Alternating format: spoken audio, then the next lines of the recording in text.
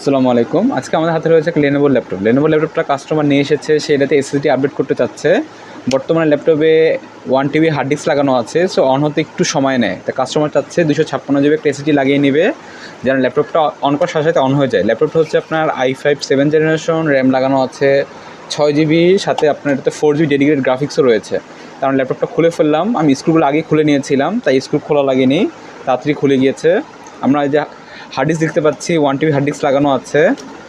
এই যে 1 TB hard disk লাগানো আছে। আমরা হার্ড ডিস্কটার ক্লিপগুলো খুলে নিচ্ছি সাইড থেকে।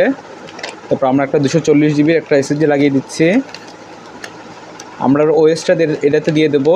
আমরা চাইলে হার্ড ডিস্কটা আলাদা সিডি রমের জায়গায় ইউজ করতে পারি একটা ক্যাডি লাগিয়ে, কিন্তু আমরা সেটা করছি না আপাতত।